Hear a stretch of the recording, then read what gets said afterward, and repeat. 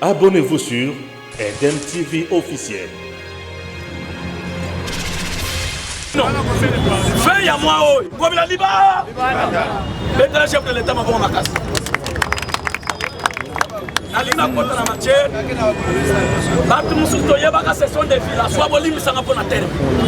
Aye a utimbanda ka banda na Sonia Kisasa. Ba cameraman, benyo nyoso tu bolongo la malo bilo côté.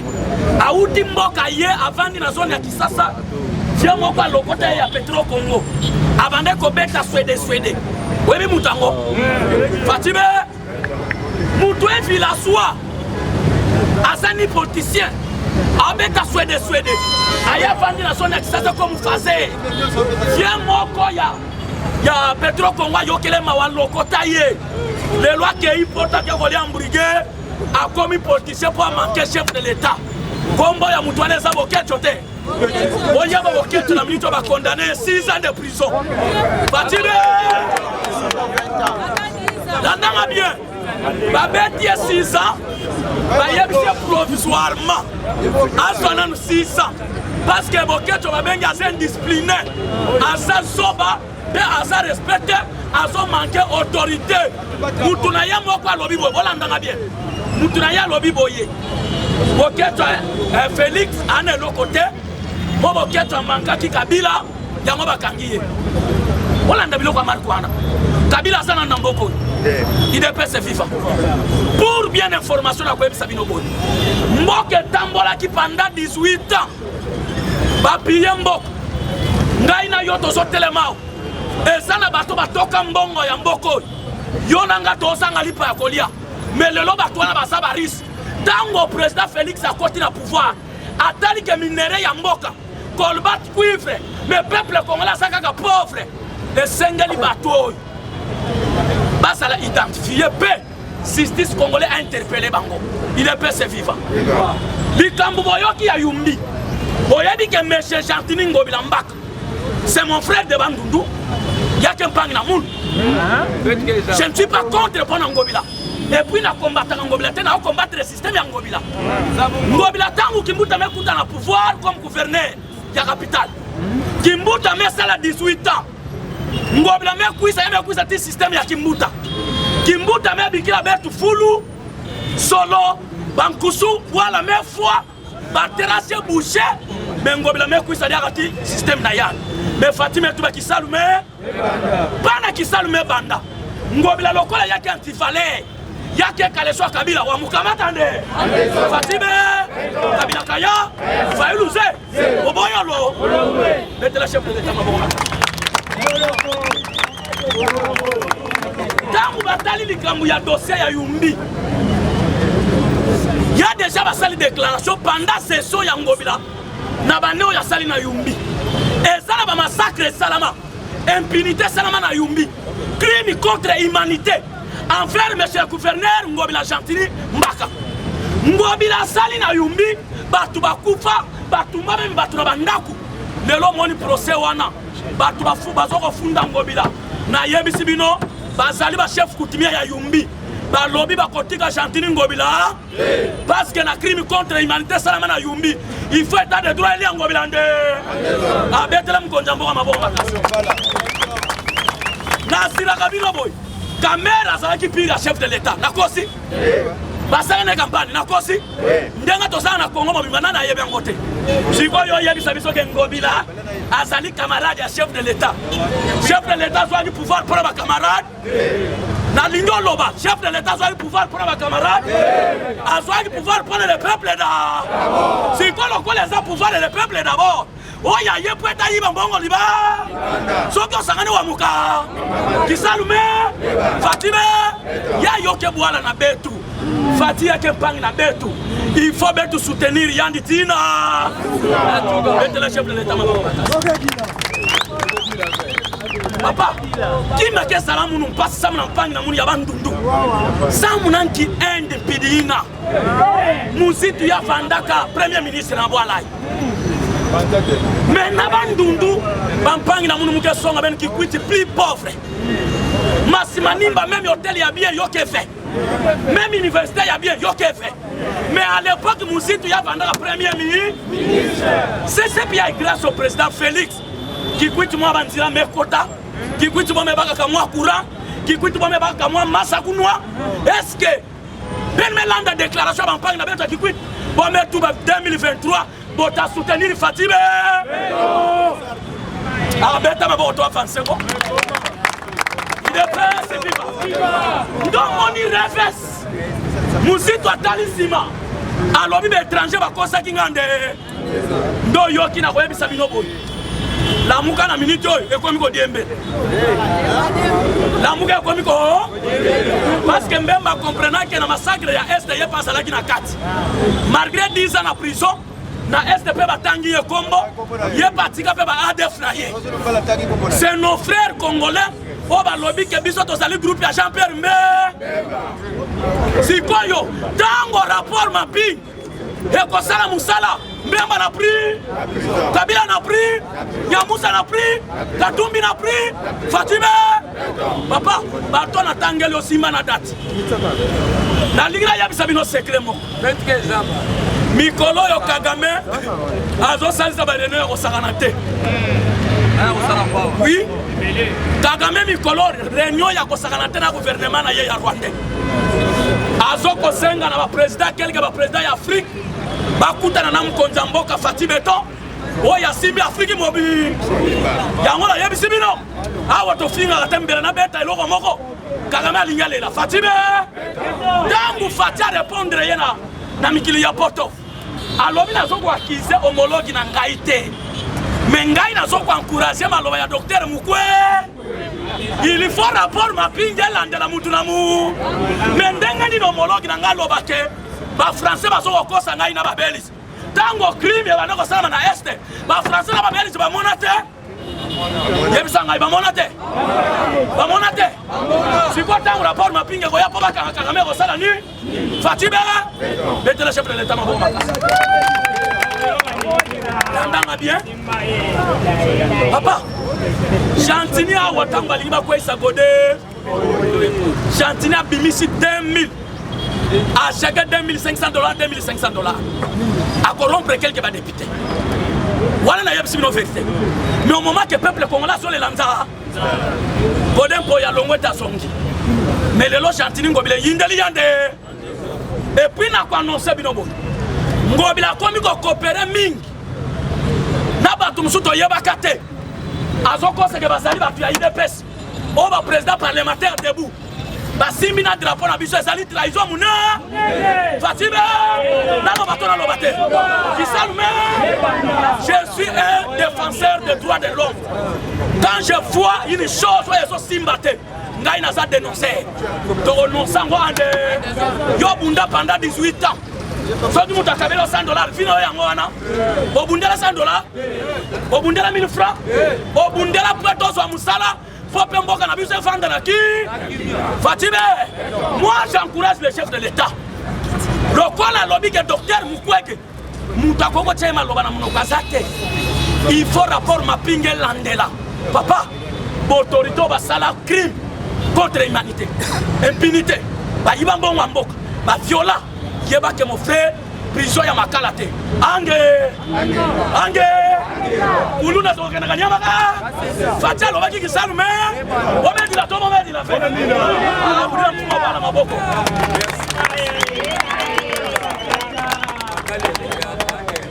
ba Rwanda ba lobi boye quelque banyamulengi o ba saka pe ba trouble na bango kuna moko a dénoncer boye carte na bango ezalaki seulement pour la RDC.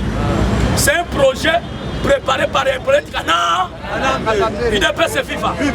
Zamba la kate. Toyeko za mukonza mboka. Mwana mboka onga na benga na ndinga na betu ntutu ya bwa. Bangi na be. Na bantu du Fatime. Na ba Kongo Fatime. Na Kasai Fatime. Na Este Fatime. Na Katanga Fatime. Kisalume. Karangemu ya Fatime sosa bwala na. Ya ibwala ya fa. Abeta maboko baba. Tangu bombe wabima Fatime prononcé. Premier ministre Sama Lukonde ametu batala. Avant de kwenda na élection il faut identification ko pour mettre tout ça bâti les Congolais qui n'ont pas quoi. Martin Fayulu y a mis la tombe de la fait. À tous les moussitos, moi na mai na 2023 il faut y postuler pour ngala za Congolais. La Rosongela. Martin Fayulu y a mis si moussito, moi na mai 2023 na za la tana simana. Parce que yo za Congolais ndé. Kai na za se. On lobi bien na za se. Na za se. Vito na ba Sénégalais liba. Fatile. Kana ngeke mutabani mtuba kikongo ndati mbolo mpila ke tubaka. Pour sa peuple congolais. Na Est, président a nommé déjà Messi, Basaba militaire. Papa Bazon Tambola Nambouma Nako. Au poussant nos filles balles dans zone. Au mec tout tani. Libende Philibende. Au simi boloti qui morto. Fatine debe. Oh yo biso benga la bato ndumi. Voilà mes contanti. Samba mes contanti. Au kufa au foi. Au tabiga la bossa qui. Sambu betu mes famille. Duro ayoke duro ya Rwanda na banyamulenga nde. Fatime Langaba. Kana bingano. Viva! Idapes, viva! Ayebisaki binoke université à Congo futo kangango. Boyete! Parce que mayele ezalaka nini? Mayele ezalaka biloko biso toke koyekola. Totia yango na service à peuple congolais. Boyete! Sénat etondisa mina batabuso bébé. Na kati ya Sénat ezaka ba docteur en droit. Ba licencié. Mais bazo bibisa makambo o batu bayekola te. Boyete! Na ena beta bino ka des éléments na kidelanga. Parce que bato bomba. Na yebisaki bino que tout le monde peut trahir, moi je ne peux pas trahir. Wana na uzalanga clair. Na zui na vite mais mutu so amoni costume fois dérangenga. Ne la koma ko kima ngambu. Bomba. Na kima ide peste la kima ande nini ngambu. Na moni batu bananye bele a na songi bamba de bois zéro. Bomba. Na songi otie biso bato salini. Mais problème est ça so ko za mutu Équateur mutabandundu. Oza mutu akasai. Responsabilité langa avana banda information ezali fungano to banda ko kanisa babiloko Félix Tshisekedi akuta nango bakoka jam ya ko compliquer le gouvernement ezalaki po être fati azaki majorité parlementaire te ngai na yo to kosala nini en commencer ba cadre pour que na 2023 mbula noke nokate fati chef de l'État mais to boy to kutana na bereri ya 2018 to bosani ba député boyate alors futo banda ko lukato yeba na pourquoi lobi na ki ne bandundu parce que nazako zela makambo ko isama batelinga déjà type nazo rejoindre batu CG anomaki nga coordonnateur ya batu nyonso espace grave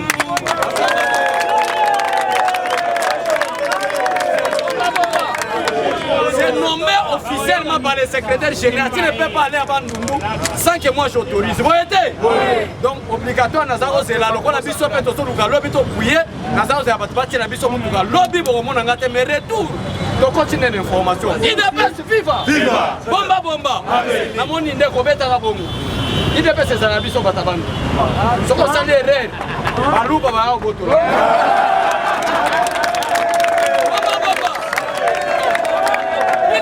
Viva! Yesu azalaki mutu a Galilée, na lingi la révélé bino eloko moko. Yesu azalaki mutu a Galilée. Ba disciple nani nyonso bazali pe bato nini ya Galilée. Évangélisation etambola na mokili te. Etambola te. Faut-il nommer mutu nyonso kosala nini? Olobi tribalisme mais olobi exemple Yesu Masihi. Bomba. IDPS viva! Na yena tali sabino boy. Ezala dossier zoleka. Pourquoi la bandi ko attaquer ba universitaire? Bayaka ko pesa biso ba terme o to comprendre te. Tanto akoye muta mayele troika. To comprendre troika. Oyebi na troika matata pour les enseignants. Ministre à budget, ministre à finance, ministre à économie, ministre à portefeuille, na yemo premier ministre. Parce que ça l'association des malfaiteurs, comment nous allons voler l'argent? Mais parce que ben troika. Bako ben ministre à santé te. Bako ben ministre éducation te gratuité ko ça demander ni pour être constitutionnel. Bako ben ka ba ministère ya mbongo. Kuna bazaka carte ministre na premier ministre. Association ezandeni to boma congolais na nzara biso to yiba mbongo. Boyete. Donc pourquoi la lobby na ba université? Parce que mutu moka mayele muso bimi ya katanga baso benga le bâtonnier Claude Muyambo. Biso to zalaki ko teka. To zalaki ko attaquer Moïse Katumbi que azali hébreu mais yende mutaye bisi biso ke Moïse Katumbi andeora kozala hébreu maman na ye asa zambienne mutazako là-bas Claude Mouyambo oyo ezali bâtonnier pour l'hôtel du peuple congolais sans Félix Tshisekedi Congo etekama bomba sans Fati Congo ekenda melenga na yo fimbu tongo midi pourquoi bomba biso etotanga kelasi bayebisa biso komeka kosala droite po soki ekoki kosala droit kuna kokutana procureur sopesa cour ekozala difficile okorompre ye mais lelo mutu lokola bâtonnier Mouyambo oyo yebisi biso na bémission baimage eza ke Moïse Katumbi ngende mutu na lukela ye identité alia nini yango po akotelisa biso ke Moïse Katumbi aza ndeko na biso bomba ezali nde corruption moyibi muna nela yebisaki bino ke français aza mayele te ndenge olobaki tiluba nde balobaka mpe français ndenge olobaki Congo ndenge balobaka mpe français c'est une langue où toute personne peut parler kozala complexe ya mutu ya français te yango wana koyebisa Fati bamandataire aturo baparlementaire debout boye te lingala na lingala me mutala nebe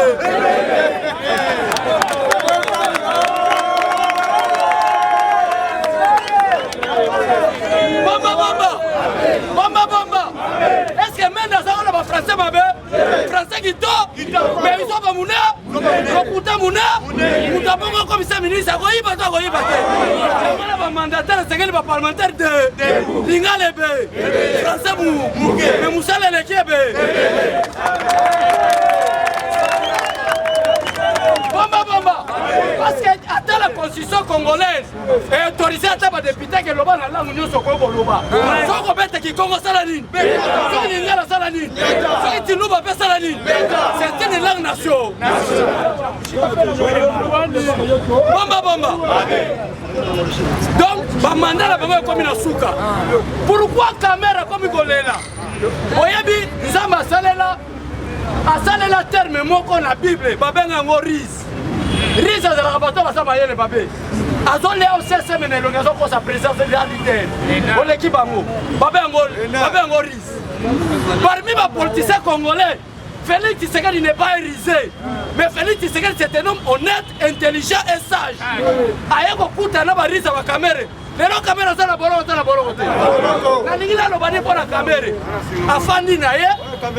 Bomba. Caméra afandi na ye. A donc proposé à chef de l'État une réunion. Alors je fais une réunion convoquée par le président de la République pour Kosangisa Kabila Kanambe, Martin Fayulu, Nani Moïse Katumbi, Jean-Pierre Bemba, Naye Moko. Attends, papa, ils ont consacré et vous allez le compte de la solidarité. Si nous allons maintenant répondre à Kamere. Solidarité, c'est la caméra.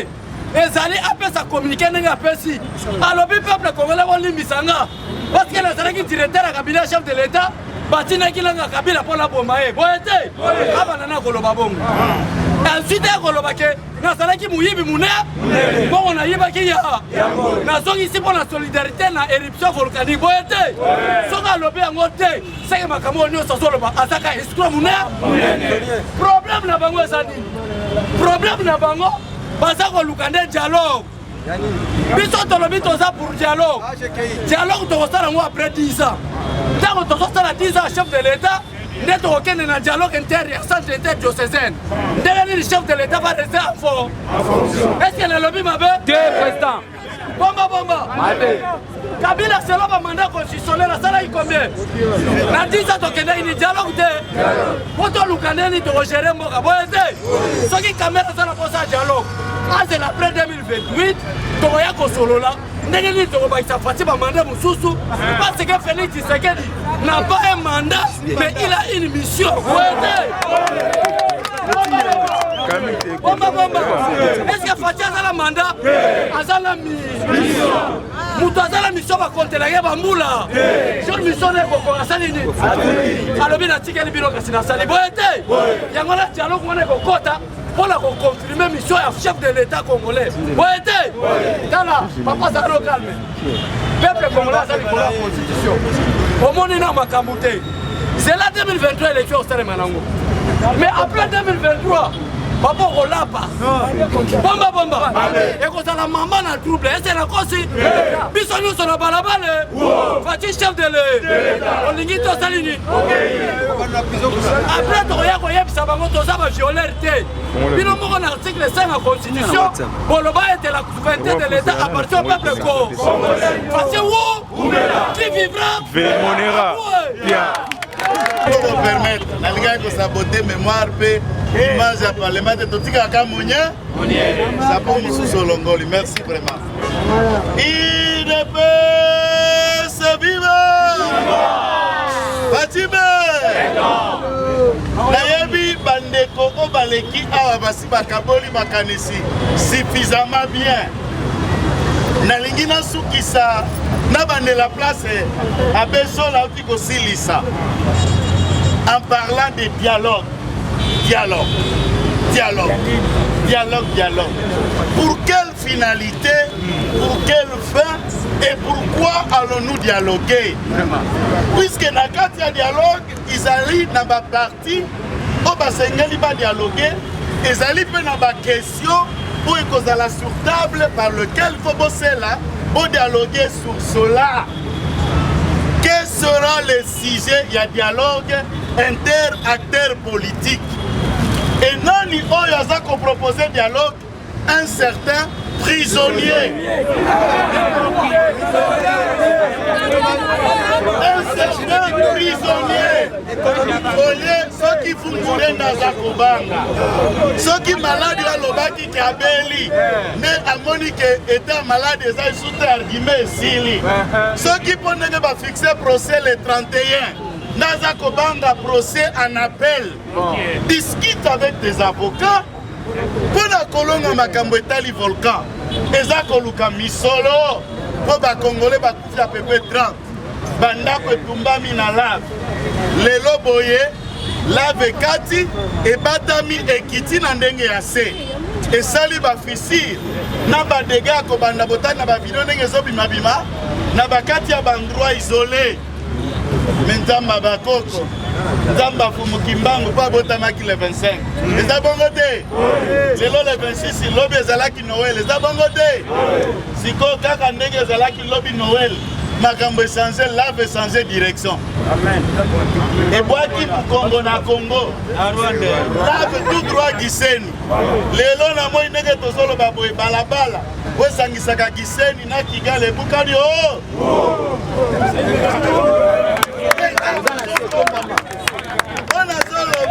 Les informalités vous suivez. Et là, besoin kokota. Kagame Sengi appelle na Uganda. Kwa kimi sa population le ba kende na Uganda. Nzokande bakoko balbi fatiko ya nola Kagame te. Biso moko bakoko tokokota na volcan. Biso moko bakoko tokende pa ya Kagame. Sila na ye. Samba Congo monda lave. To prier penda lave. Bo bandela. Séisme banda na ngambo yote. Na mimbo kuna. Ibalola en désordre. Ibalola en désordre. Wanezali, silence ya Fati, mais réponse ya Bako. Réponse ya Mabele, batokisi moto abikende kuna. Siko yo tato yo. Non 57 millions ya bana mboka. Au lieu vanda kimia, au proposé. Mais na lingi na tire attention à base. Chaque fois toyebi que tata oyo azalaki pion ya commandant Ipo na kati ya présidence et ye moko nde azalaki pe corona na kati ya présidence ere balongola ye corona esala nini batu pe batika koku toye ko comprendre que corona yango komone Vital Kamerhe sima na yango ye alobi dialogue api atundu o azali na SNEL kombo nezalaka Alain api atundu Liyongo na api kombo na je précise bien tous ces noms trois prénoms Alain api André atundu Liyongo de kombo na ye nyonso wana te ya mongala ya solo azala na ye mongala ya kukuka eza bakombo na ye aza Rwandais te il a proposé dialogue. Il a proposé dialogue. Martin Madidi, oza député à Lukunga, a proposé dialogue. Entre-temps, toyebi que dialogue, ezalaka kalikili ya bato bazwaki ba poste. Bavandi, baoluka ndenge kokosola po bango pe basa nini bakota. Yo na bolok bato ya INC baza na gouvernement ba ministre. FCC oyo eboyaki kokota na union sacrée boza na opposition. FCC oyo bandimaki kokota na union sacrée boza ba ministre. On va dialoguer avec qui? Et si j'ai un dialogue et à biso nabino kozala fondé sur quoi? Pour faire avancer la République nanine. La question est ali est peut être catastrophe et montante tout en Irango. On a un gouvernement à Samaloukoun. Le gouvernement doit faire ce qui est des droits et des moyens en tant que gouvernement de la République pour résoudre les problèmes et catastrophes naturelles. Est-ce que pour que le problème de catastrophe naturelle soit résolu, on a besoin de Mbemba, on a besoin de petits-fils de Mindele, Muyambo, Katumbi, Kisula. Papa Kyungu le disait, je me souviens dans un meeting en pleine poste de Lumbashi, il dit à l'Obi Nasala qui le Londoto. En Swahili, Nazolota, Nazomona Ngulu, Nazomona Tokatoka Iki, Nazomona Bazoko Bundisanga na Pongi. Wana zako sala lizo ya Katumbi, Kisula, na Jean-Claude Muyamba. De toutes les façons, Baza na ba maman na bango qui se disent entre parenthèses ba congolaises. C'est vrai, c'est que ngai na kolobawa Noël Tsani na bato bavandi na parlement de Banoko na bino. Eza bango te. Boza bana kazi po batata na bino toyebi bango te. Peut-être, na loba peut-être pour si retate. Maman na bino mbala mususu te bakotoi. Bongo ya mwana kazi. Tango sona na banoko. Tango répondre noko. Tango sona na banoko. Il faut zala moi ega. Po ba koza mwana kazi ya boto. Ya boto aussi. Babenga batwana. Babenga bambemba bavanda elongo po basola makambo ya volcan na cadre ni. Puisque le gouvernement de la République s'occupe de la volcan, nous disons avec la dernière énergie, Fachi Béton ne cédait pas de dialogue. On est sur la bonne voie. Et Béton n'a pas de dialogue.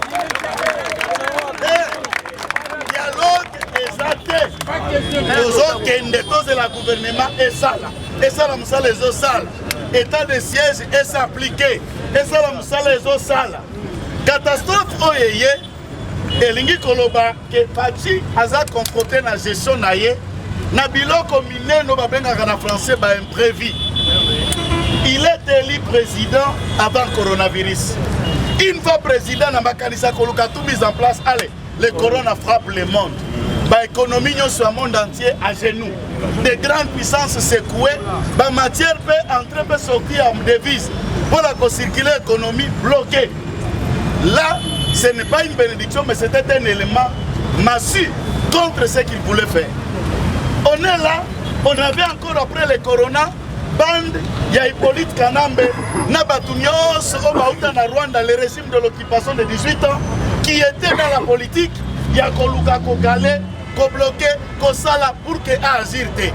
Il fallait vaincre ce régime d'occupation et le symbole de l'usurpation caractérisé par Hippolyte Kanambe alias Joseph Kabila.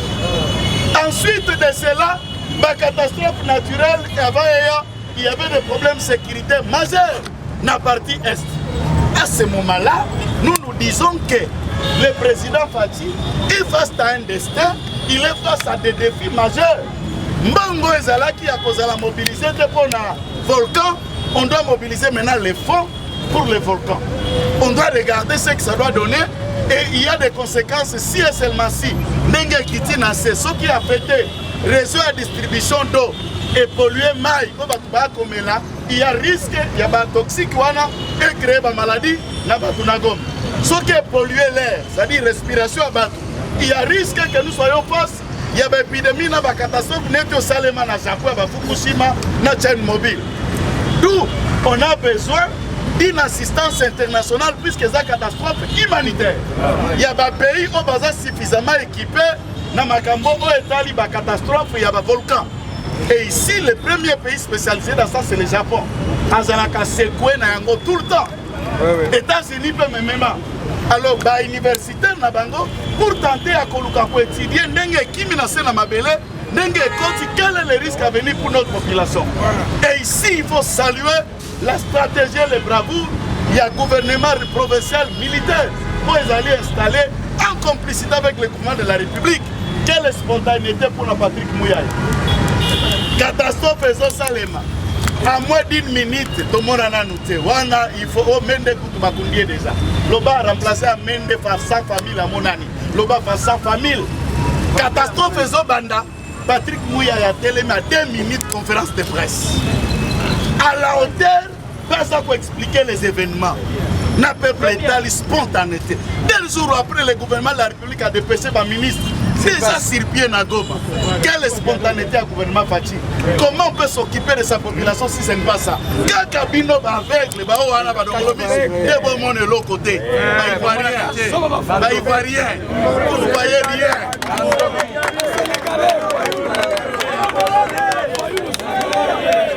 Spontanéité à blaguer, à Kiti, à résoudre, on commence à regarder. Oh Mamzabo, Bino Bodo soutenir le FARDC. Nakuti yango na groupe nanu bosse kaboyo kangwe. Na groupe comme Tatini Voice. Notre caméraman qui est attendu ce voice. Il dit Bino bodo soutenir le FARDC. Le FARDC ça le logo de. Akangi pour tata volcante. Akangana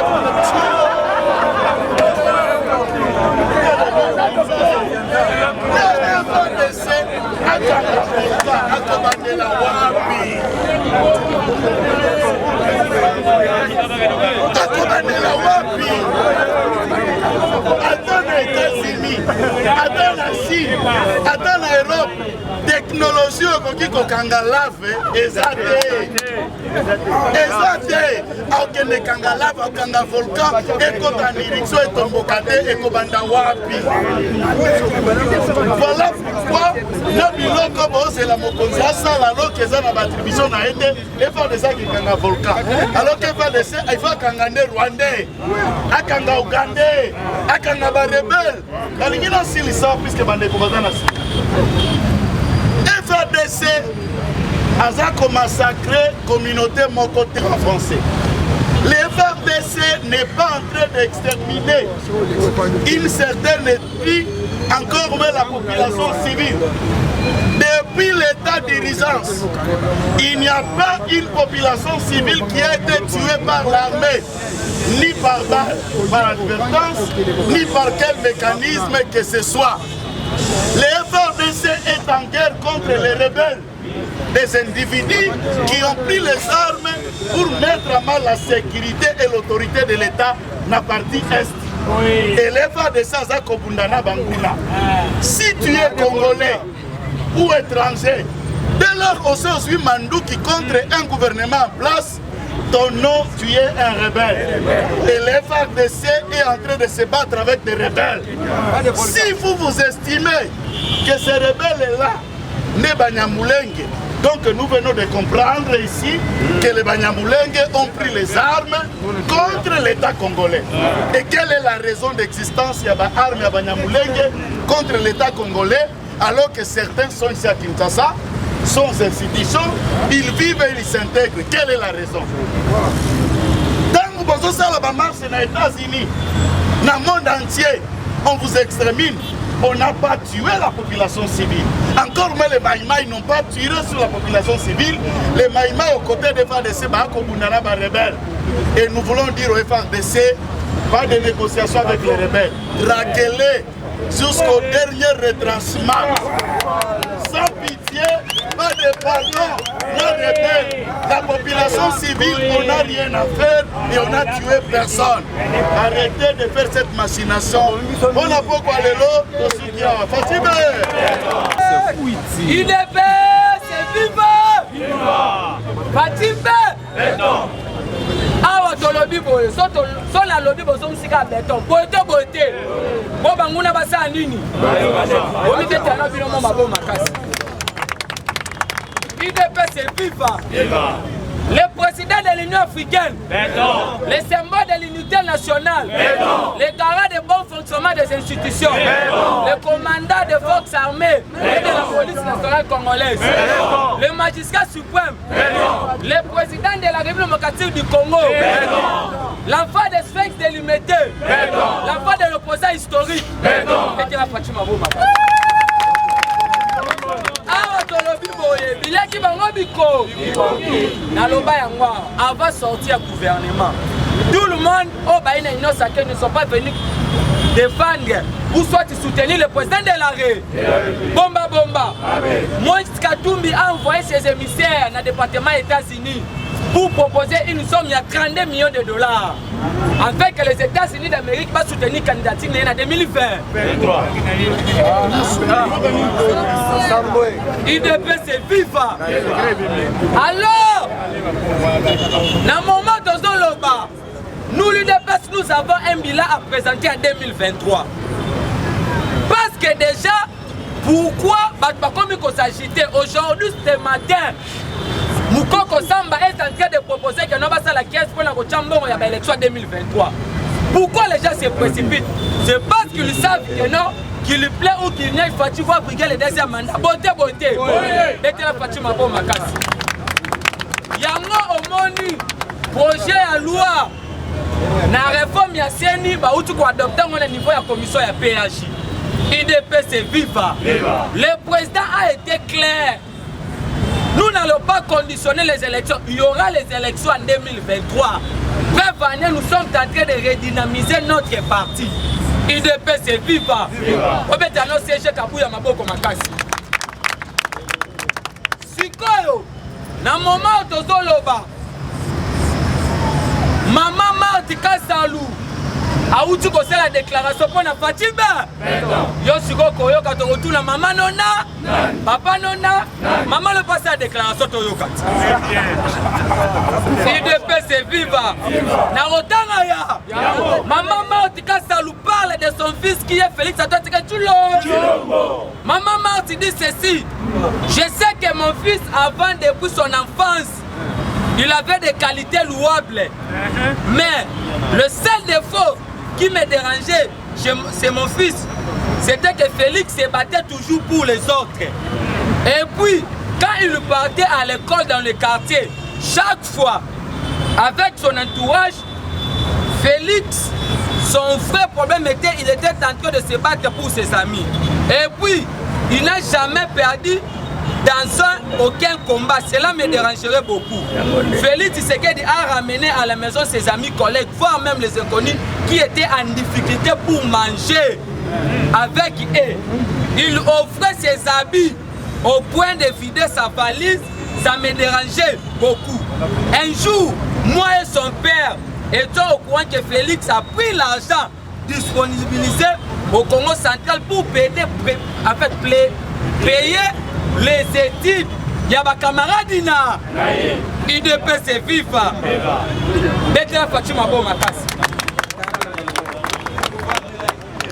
C'est pour cela, Yango Omoni, Namboka Oyo, Maurice Kamto vient de faire encore une déclaration. À l'objet en République démocratique du Congo, il n'y a pas l'opposition. Paul Biya Sosala Biso. À l'objet, il n'y a que de la haine et puis de la jalousie. L'opposition commence quand le président élit a commis le pouvoir et que ma cambolate qui population sociale en soutient. Mais en République démocratique du Congo, on combat le président peut-être pas à la tribune a été ou soit dans un camarade il a été. IDPS viva. Yango Basali Bakabal. Nous risquons d'avoir un procès à ça jour bis. Il y a un mandataire qui a détourné 875 millions de dollars. Par rapport à la banquette technique, il y a IGF ou tout ça là. Bref, l'IGF va bloquer, va illégalement dans AG, DG, DGDR, va service public qui allait.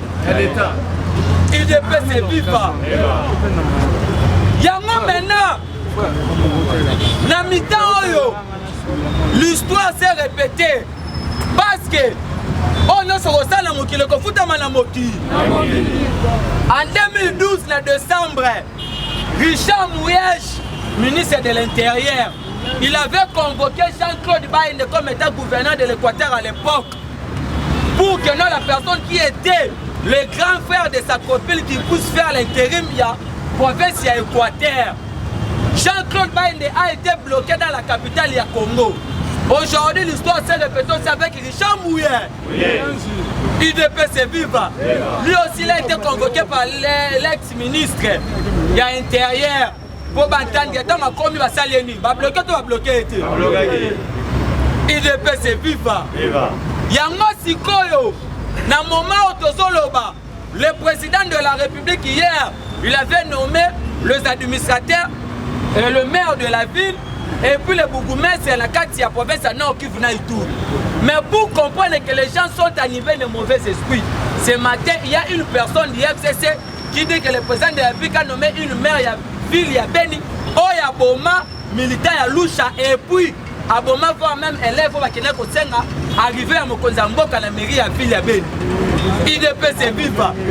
Mais on a connu Jean-Pierre Bemba dans ce pays comme étant un ancien président, un ancien chef qui est rebelle. Personne n'avait parlé.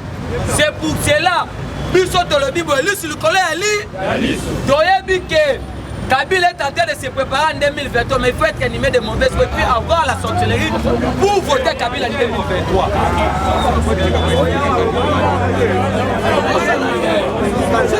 IDPS Viva.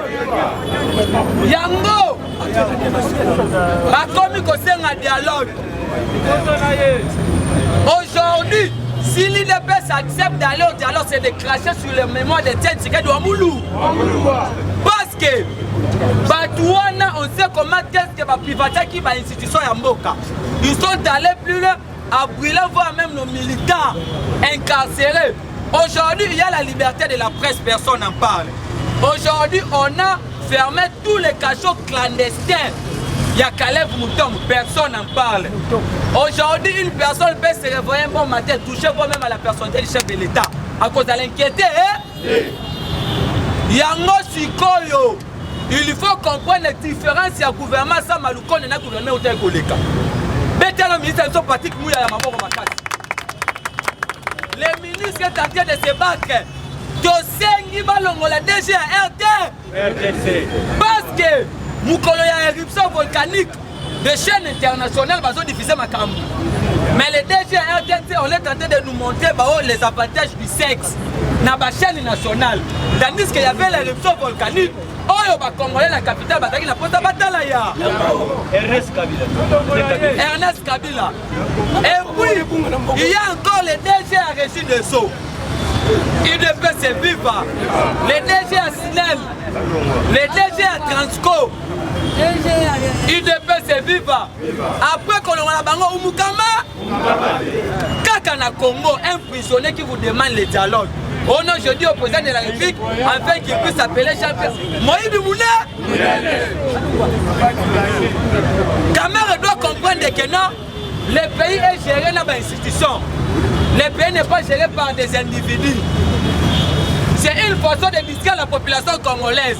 Mais depuis qu'il y a eu les éruptions volcaniques, Kabila a signé un message chez la population à Goma. C'est là où vous allez comprendre que non, Kabila est venu dans ce pays comme étant un commerçant pour s'enrichir illicitement. Il est venu avec des bottes en caoutchouc. Aujourd'hui, il a 145 concessions minières dans l'île de Mateba. Moïse Bimouna, dans la, n'a pas peur d'attendre de Rona qui est encore Maramou. N'a pas maman bazo yiba. Pas vané. Janine Mabou n'a ministre à portefeuille. A détourné Mbo. Évariste Bossa va consacrer Kabila au monde qui a réussi qui n'a fleuve Congo 32 millions de Sinel. Ma tête a bonne Moïse Bimouna. Dala, ma tête a ressemble devant le procureur général Yakou et la cassation. Parce que deuxième réquisitoire il y a procureur et la constitutionnel et au sein de l'abus au Congrès, ma tête a là qui tu dois savoir faire la différence entre le tapage médiatique et puis l'institution judiciaire. Tu risques de perdre les éléments devant le juge. C'est ce qui a tué Vital Kamerhe sur le pain à procès naïf. À la place de convaincre le juge, Kamere est en train de tenir ici, c'est des matinées politiques, je ne comprenais pas. Aujourd'hui, Kamere est où? Moi, il Mouné. On peut comprendre qui est Moulumba. Détournant mon fibre optique. Mais qui nous dit, oh non, c'était pas moi, c'est ma tête qui m'avait envoyé.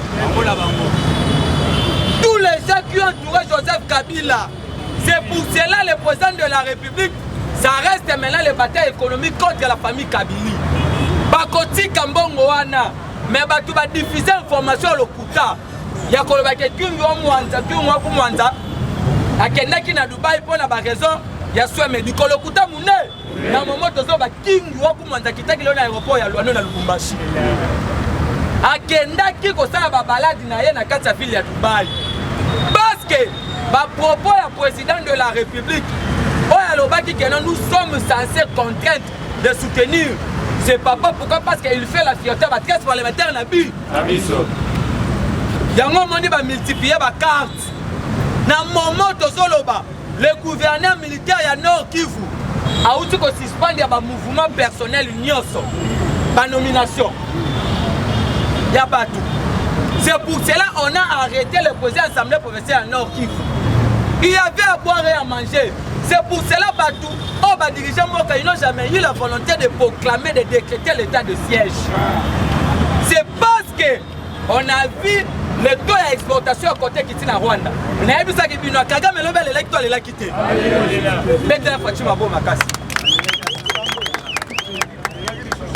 La politique, il faut avoir des stratégies.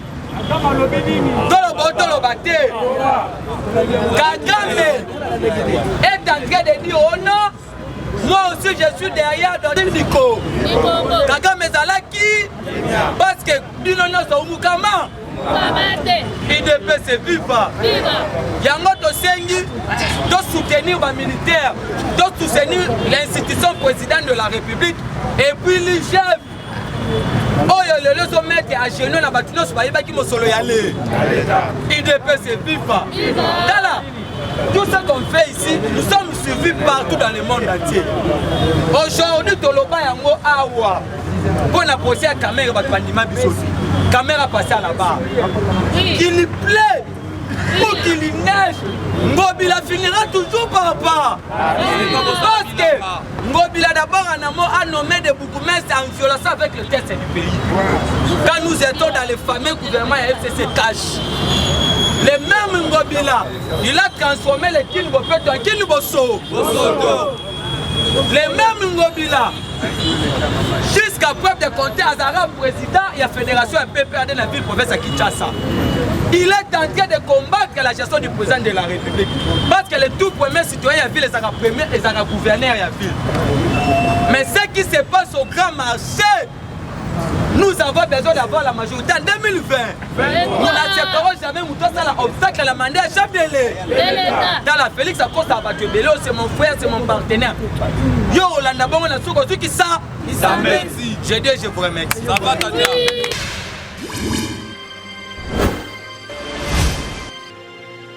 Abonnez-vous sur Eden TV officiel.